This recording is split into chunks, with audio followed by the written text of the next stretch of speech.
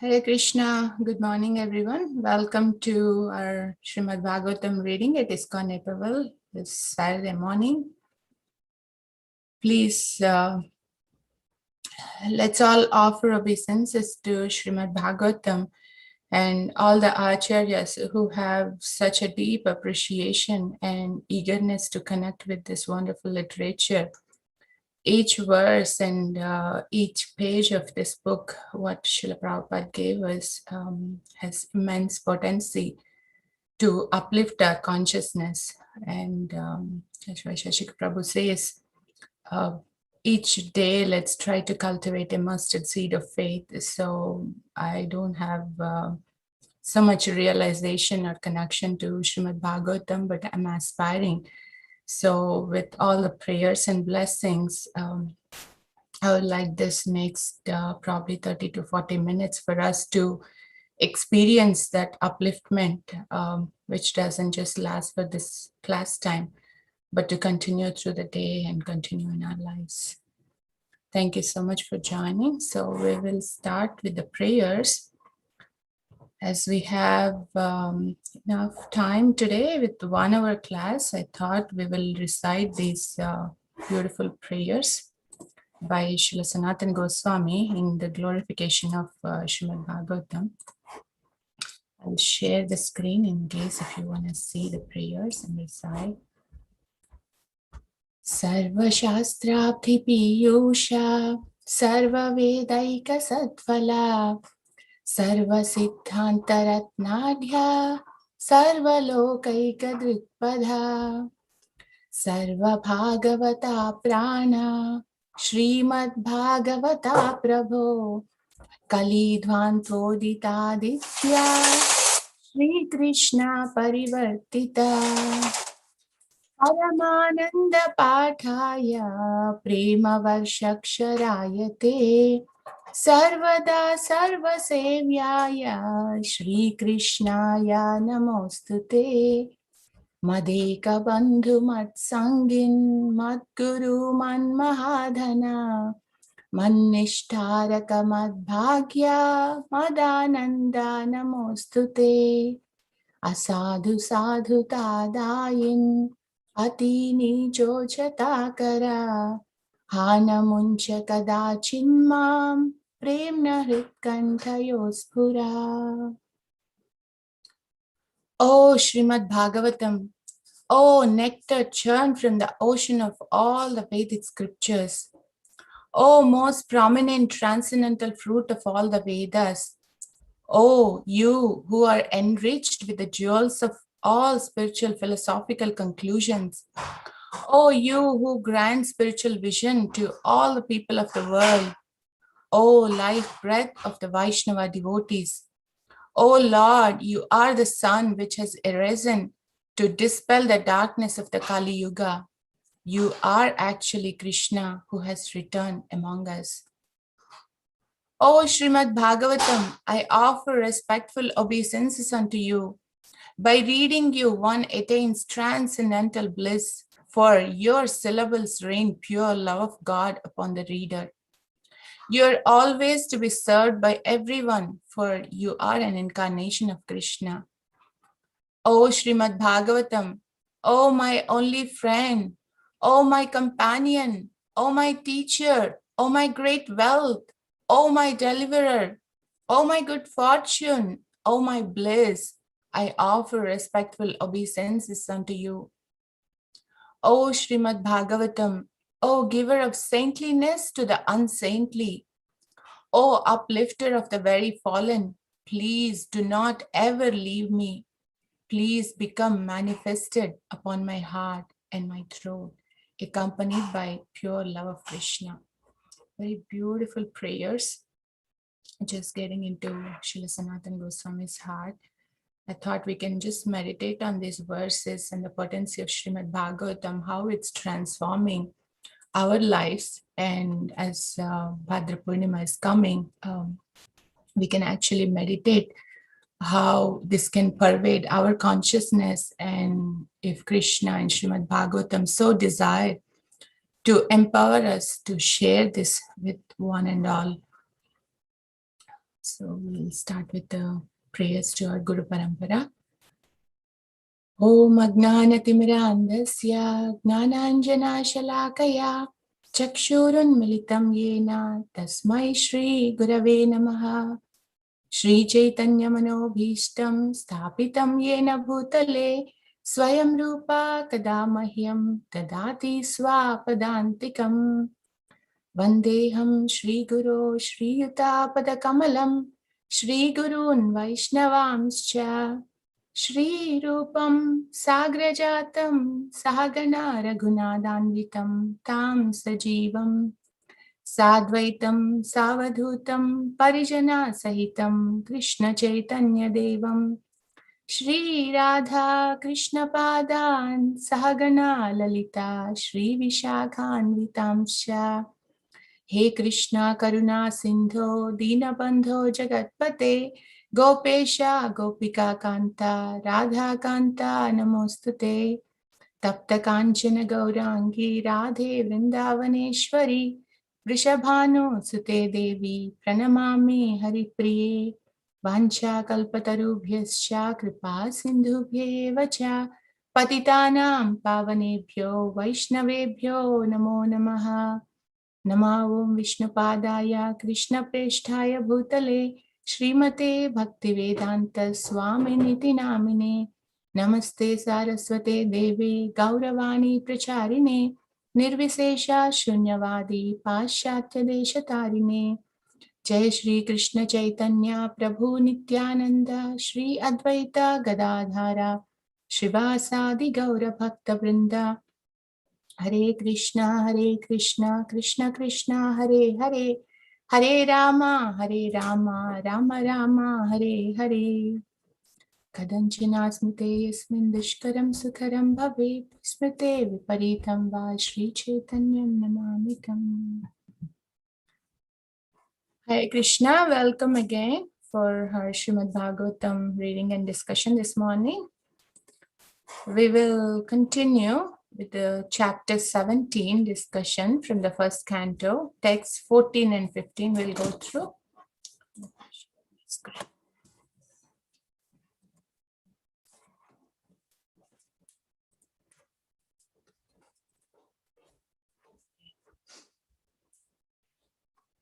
So this is the discussion between Maharaj Parikshit and Dharma the bull. It's continuing.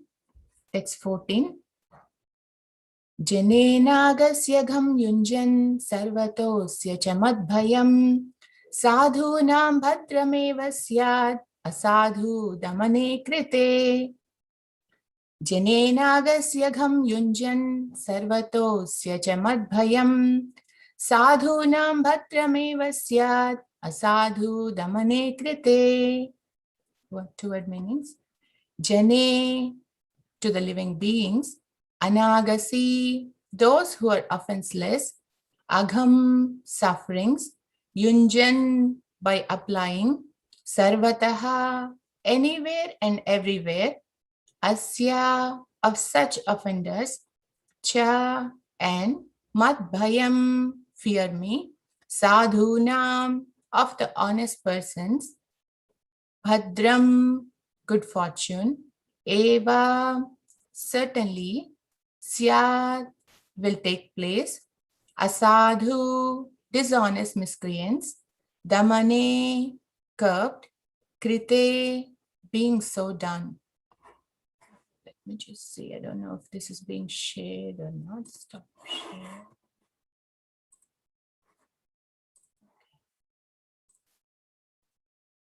Okay, now it might be shared. Translation and purport by His Divine Grace A.C. Bhaktivedanta Swami Srila Prabhupada Ki Jai. Whoever causes offenseless living beings to suffer must fear me anywhere and everywhere in the world. By curbing dishonest miscreants, one automatically benefits the offenseless. Purport. Dishonest miscreants flourish because of cowardly and impotent executive heads of state. But when the executive heads are strong enough to curb all starts of dishonest miscreants in any part of the state, certainly they cannot flourish. When the miscreants are punished in an exemplary manner, automatically all good fortune follows. As said before, it is the prime duty of the king or the executive head to give protection in all respects to the peaceful, offenseless citizens of the state. The devotees of the Lord are by nature peaceful and offenseless, and therefore it is a prime duty of the state to arrange to convert everyone to become a devotee of the Lord. Thus, automatically, there will be peaceful, offenseless citizens. Then the only duty of the king will be to curb the dishonest miscreants. That will bring about peace and harmony all over human society.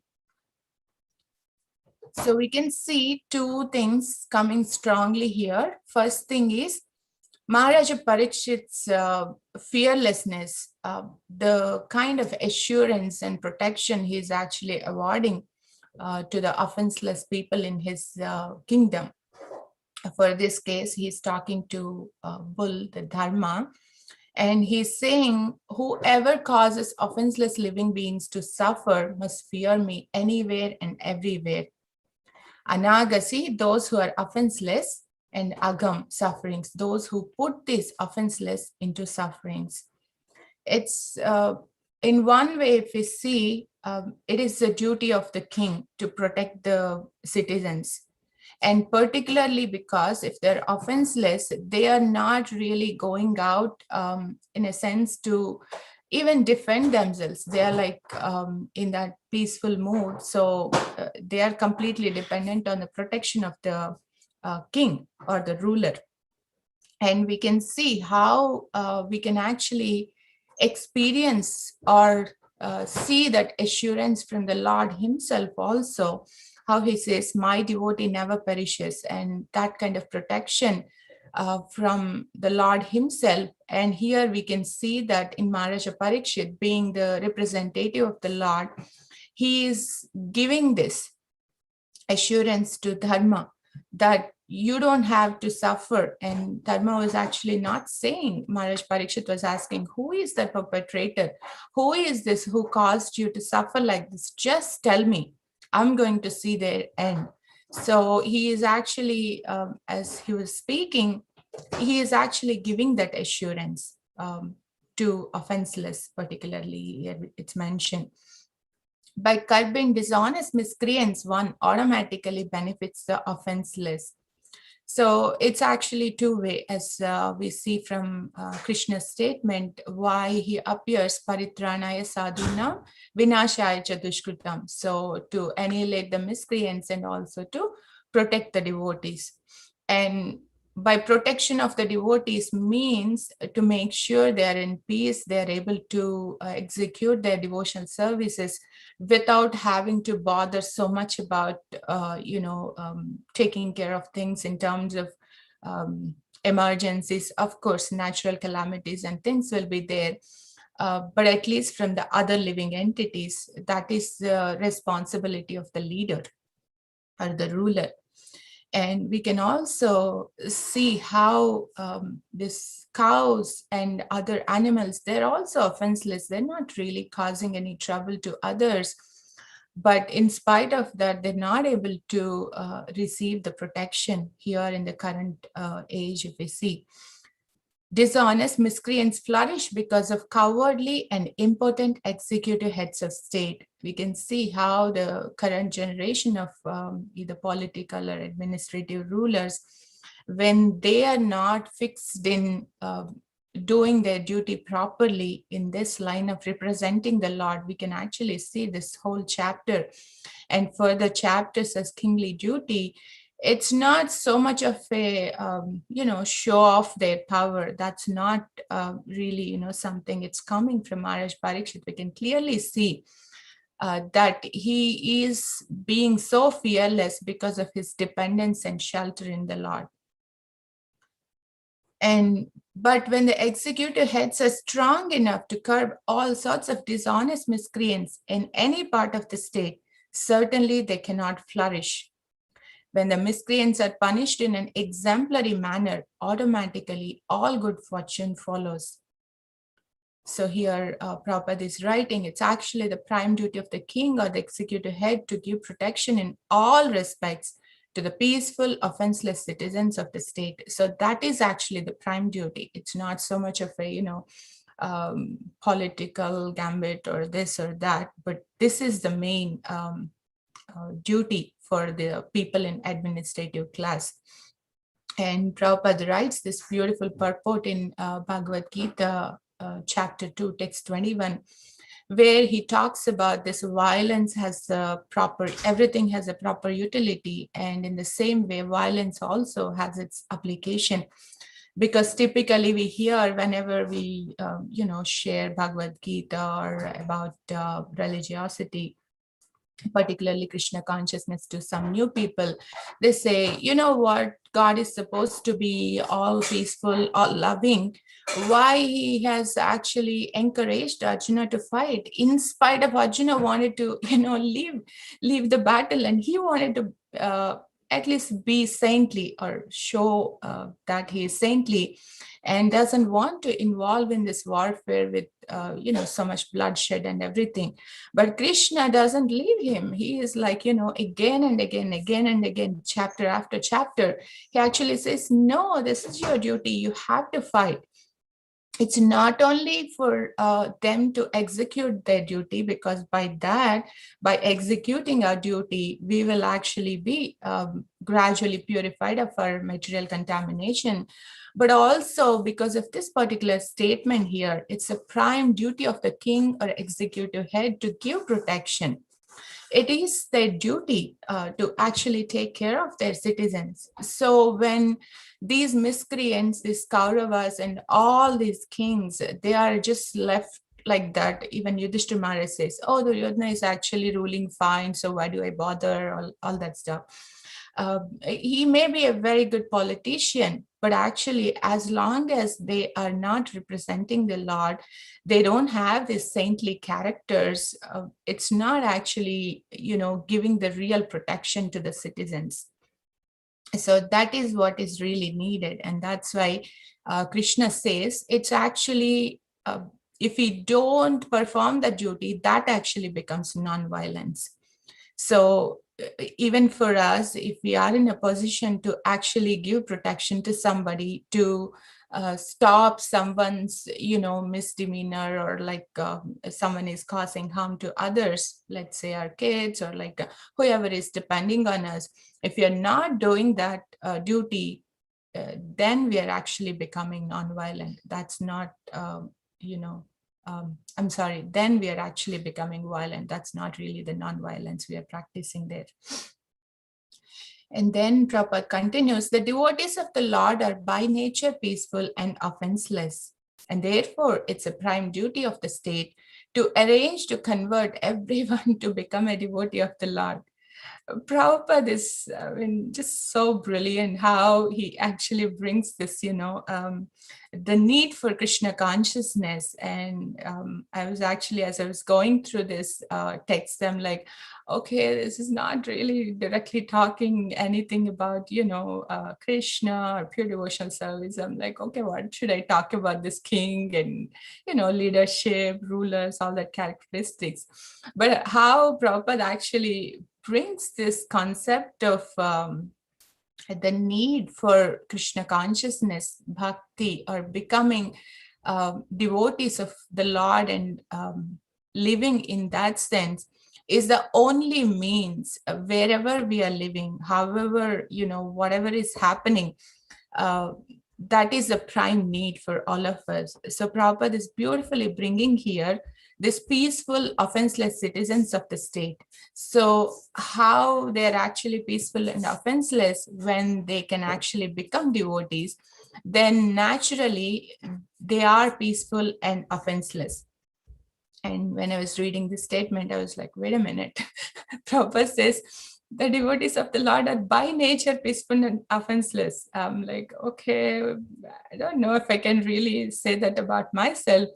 But, sometimes you may actually think about like that. But what we can see is we are practicing devotees, and while practicing, we can at least see some degree of that peacefulness and offenselessness. At least we are aspiring, at least we are trying to cultivate, or we have at least the desire.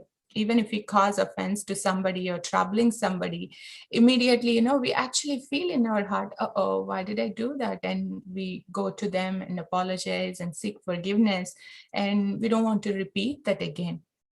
So that actually, I was actually kind of thinking about the statement, and then I could understand how even in this practicing stage, we can actually feel that presence of peace and offenselessness, at least the desire to go there.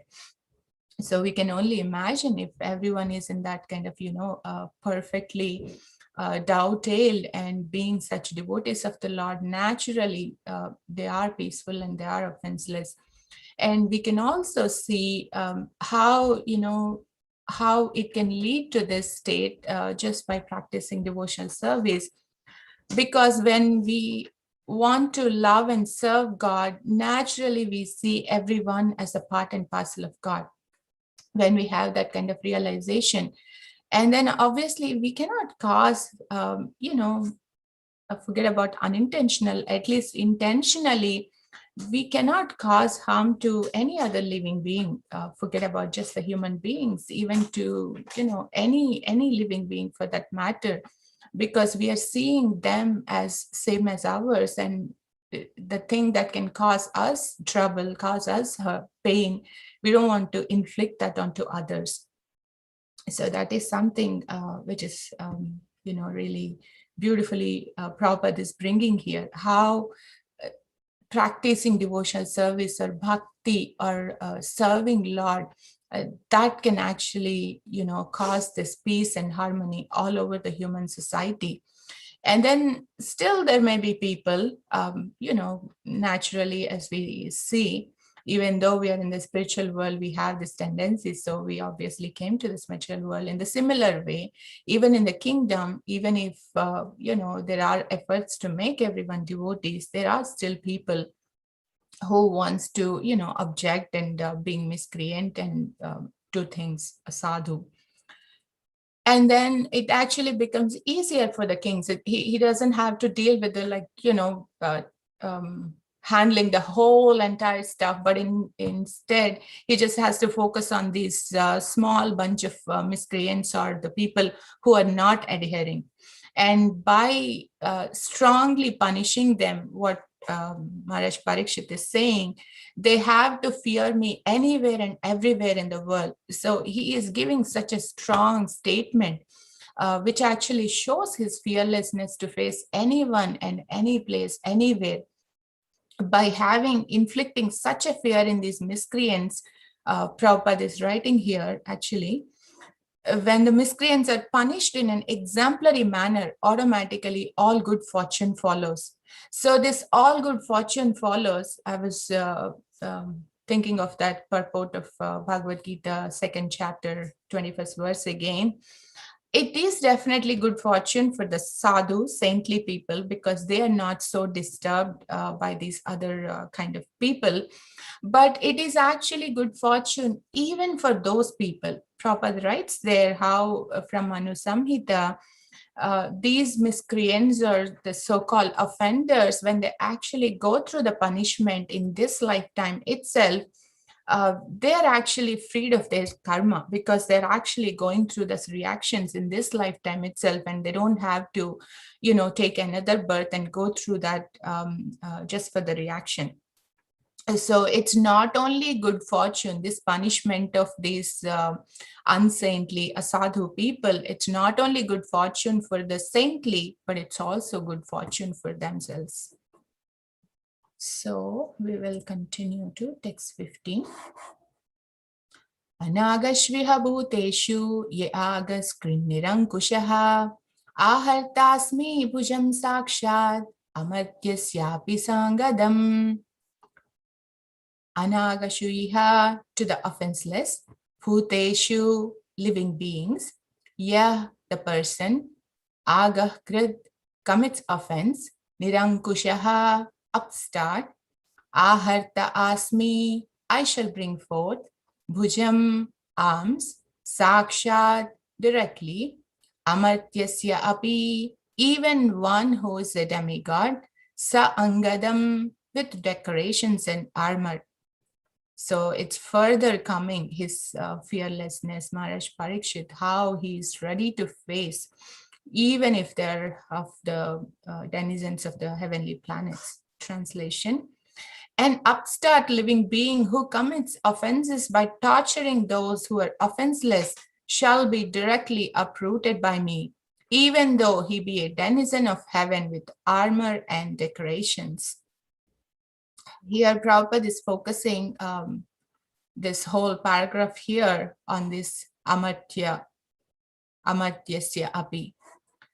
So Prabhupada is writing about how these denizens are called amara. The denizens of the heavenly kingdom are called amara, or deathless, due to their possessing a long span of life, far greater than that of the human beings.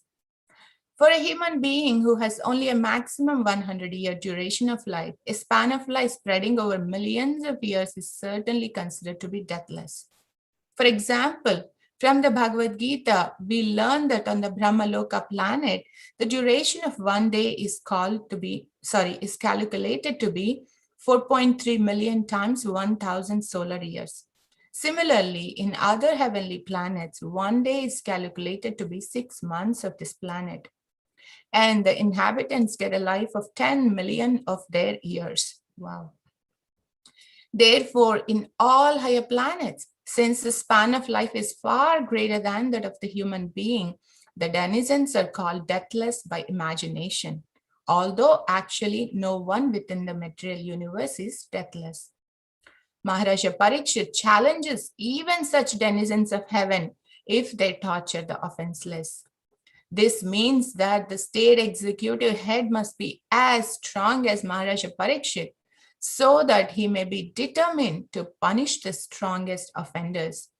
It should be the principle of a state executive head that the offender of the codes of God is always punished.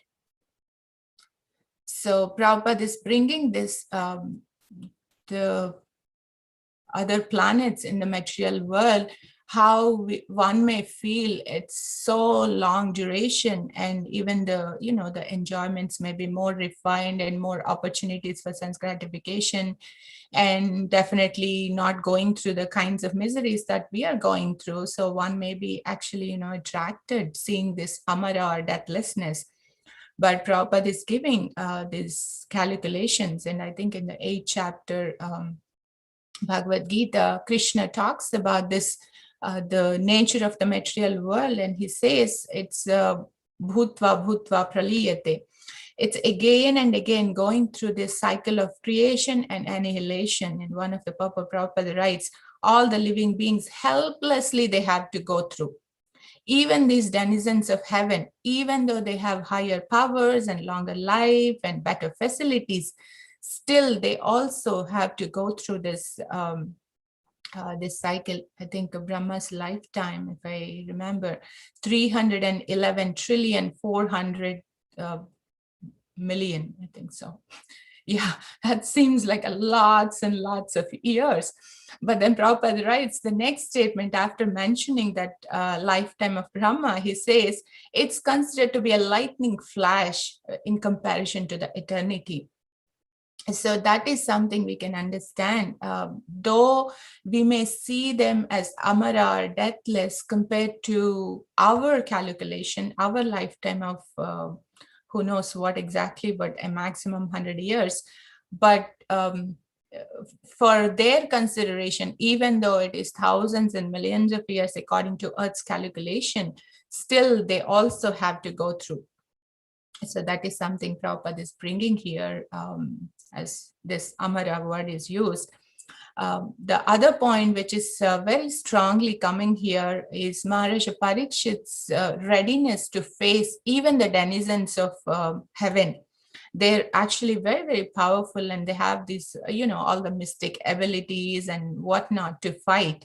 but he is nevertheless not afraid to face them if it is to protect his citizens who are offenseless. And if that kind of a person, wherever, however powerful it is, and this upstart word is interesting. As I was looking through the dictionary, this Nirankusha, Prabhupada is translating as upstart. Upstart is, as I was looking through the definition, it was giving someone who suddenly risen to power or wealth or something. Like they're not really kind of a big person, but suddenly out of nowhere they show up and they're actually trying to show their power. So we can see until that point, everything was going fine, and they don't really see these miscreants. We were, oh, okay, something happened with the sharing.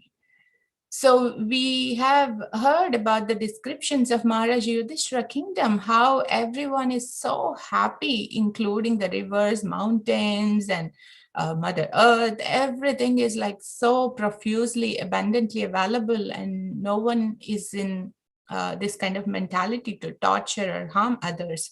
But now the moment Kali Yuga enters, until that time, he was not at all powerful. He doesn't have anything to do. But immediately he has got that power, and he was actually torturing the Dharma bull.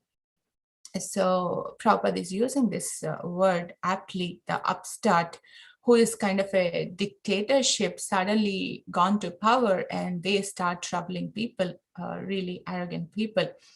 And Maharaja Parikshit, he is saying, of anyone, either here in this world or even the denizens, anyone, whoever it is, he is ready to face them. Why? To protect their citizens. Challenges even such denizens of heaven if they torture the offenseless. This means that the state executive head must be as strong as Maharaja Parikshit, so that he may be determined to punish the strongest offenders. And in our lives, even little things comes. I mean, some of us may be more brave, but some of us, even little thing, it's like, oh, okay, let me not face that. Let me, I'm a devotee, let me practice devotional service, let me not bother with it, and just go away from there. It's not that we have to go and face the things and kind of getting into these battles or arguments. But one thing is important here. We should, as representatives, at least as practicing devotees, as we are wanting or cultivating to be representatives of the Lord, we have to do our duty to protect the offenseless in our capacity. Of course, we have to see the time, place, and circumstance. But we should not be cowardice to just walk away when things are in our control, that we have the ability to do something. If we have the power or capacity or in a position to actually do something, we should not just silently walk away saying that I don't want to get into these things.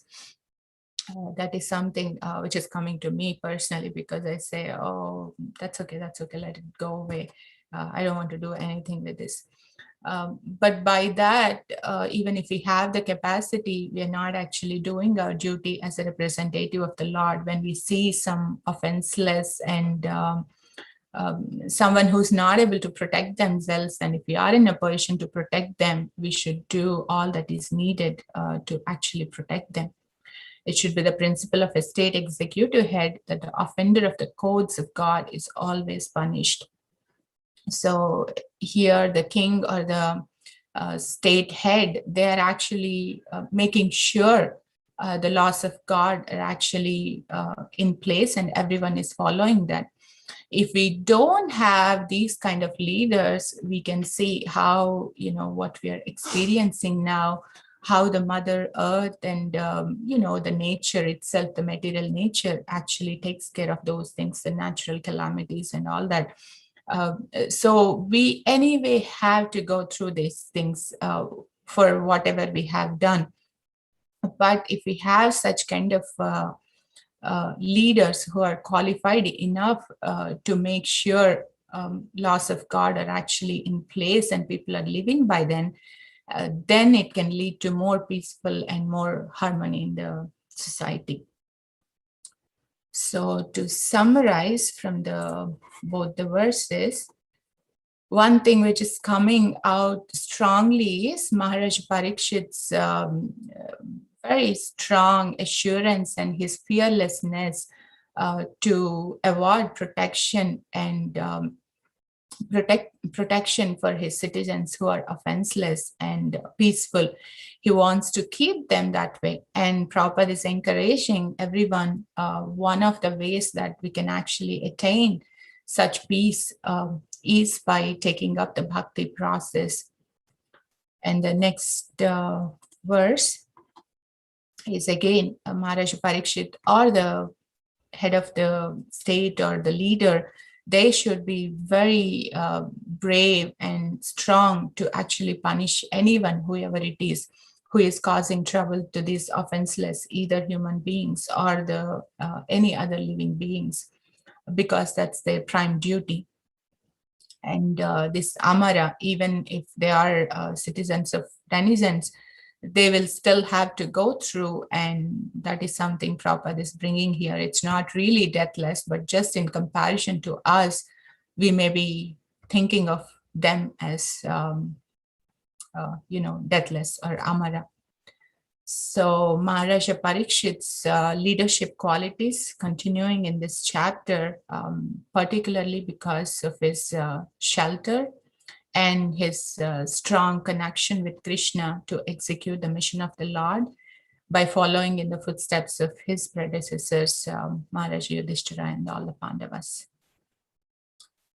So with that, we can stop here and see any of you have any thoughts, discussions, questions, corrections.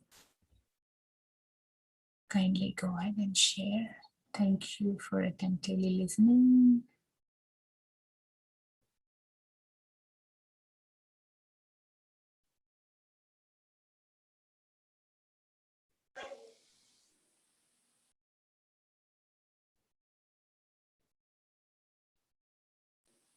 Hare Krishna, Mataji. Please accept my humble obeisances. All glories to Guru and Gauranga. Please accept my humble obeisances to Prabhu. All glories to Guru and Gauranga. Mataji, the prayers that you did at the beginning was very nice. And even like in the 3 verses, you touched upon a lot of points. And as you were going through those points, what was coming in my mind was, we all listen to the statement that, Bhakti Lata Bij, then we grow this. And as it grows, there are so many branches and leaves that come up. And if we don't water them properly, we won't get the fruits of peace. And, actually, I won't say non-violence, because, what we learn from Bhagavad Gita is violence is also part of life and to be properly used. It's a tool. So non-violence is actually violence, when because we see that happen more often than not, where somebody, like, for example, in the Shastras, Bhishma could have risen, objected to Draupadi Vastrapaharana. He didn't do that. There are so many other occasions where he could have broken his loyalty to the throne, and he could have established Dharma himself. And it's not that he was not knowledgeable about it, but that is actually that is actually violence through non-violence. So these are my thoughts. If you could expand upon it. Thank you so much, Prabhu, for bringing that. Yeah, it's so important. I actually came across a couple of new people with whom I was reading Bhagavad Gita. They had such a hard time when we were reading this. Arjuna is saying, okay, you know what? I don't want to fight. I'm just leaving. And Krishna is saying, no, you can't, in the 1st and 2nd chapters. And they're like, what kind of God is this? What kind of book is this? This is supposed to be, teaching everyone to be peaceful and loving and kind and all that. And why is, you're calling Krishna as God? Why is God inflicting such a thing? So it is actually, kind of what you say, as you're saying, misapplication or misunderstanding of the principle of violence. And I think, I don't remember where, probably in Nectar of Instruction or Nectar of Devotion, where items of knowledge, right? Prabhupada actually describes this. I'm sorry, I'm not able to recollect exactly where it was. But Prabhupada gives these details, as you're saying, that is exactly violence. If you're not doing our duty properly, like, a doctor, he has all the facilities on the side of the road. He sees someone, going through something, some emergency, let's say. If he just walks away, not really caring for them, that is actually committing violence. Unfortunately, we are not taught or trained in that way. But that's something we're actually getting from these scriptures. And the example you quoted, from Bhishma Dev. Of course, we have some internal reasons why Bhishma Dev, did what he did and or did not do what he would have or what he's supposed to. Just to show us that example, what happens. And that's actually a very, very significant thing. Knowing that he's devotee, but still he's not actually doing. So that really tells us how much it's actually important for us when we have the capacity. Of course, in all this discussion, when we are talking about the violence, we cannot obviously go to, some two people fighting on the street. We cannot go and say, oh, I have to stop, that is my duty. We have to see the time, place, circumstance, and also our capacity and, our position or our ability to actually influence those people to be able to stop.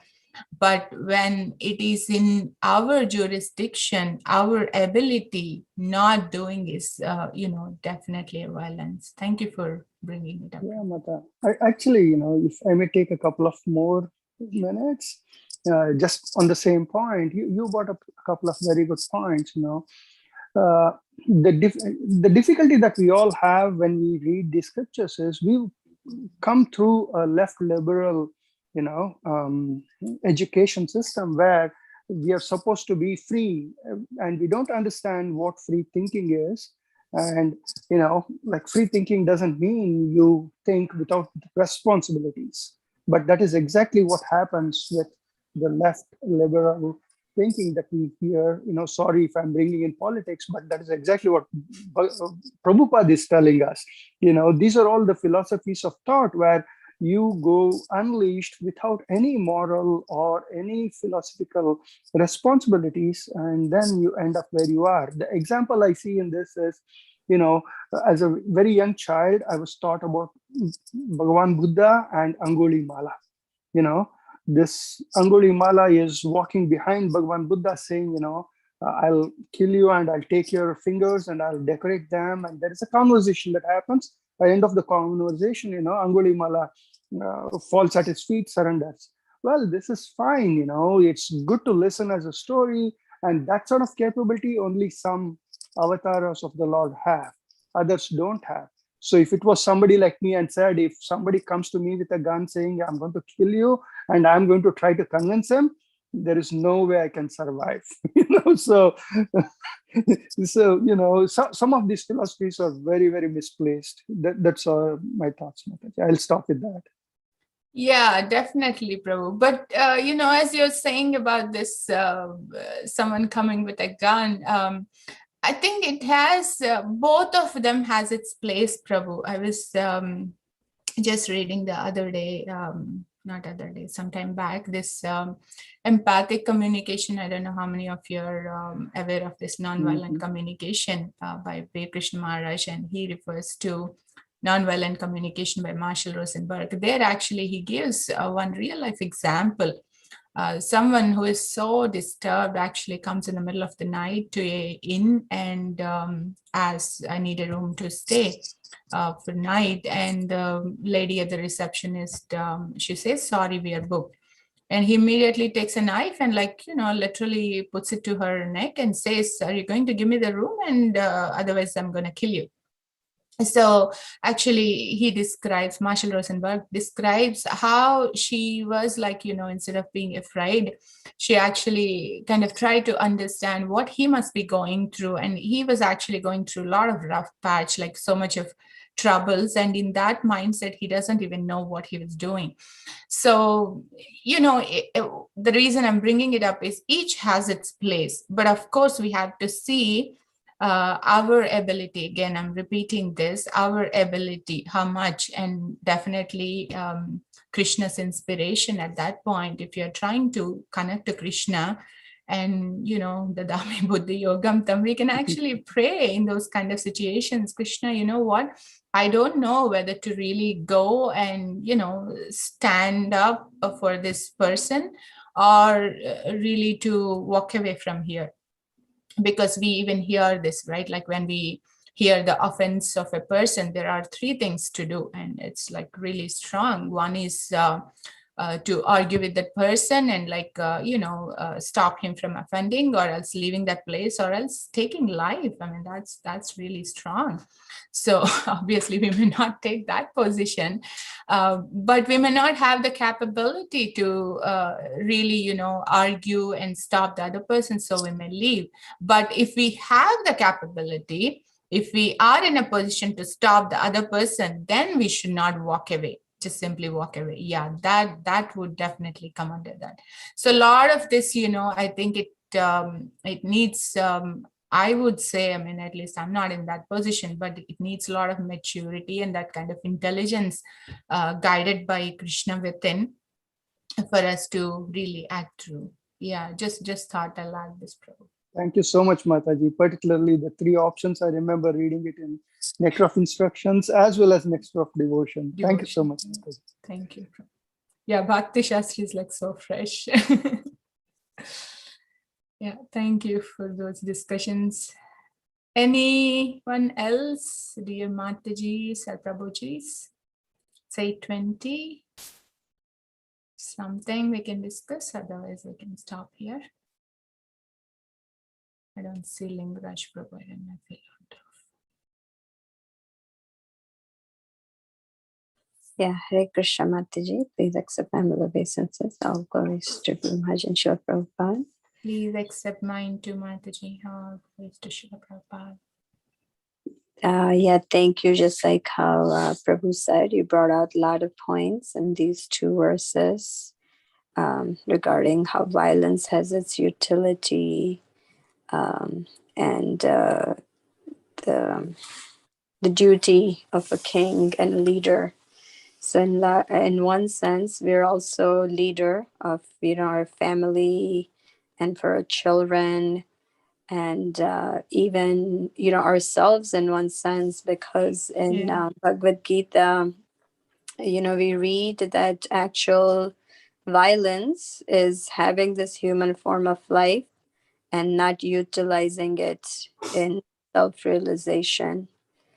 So, when we don't properly use our time and our resources and skills in going forward with that, just that thought was coming to me that we're actually, creating violence to ourselves also.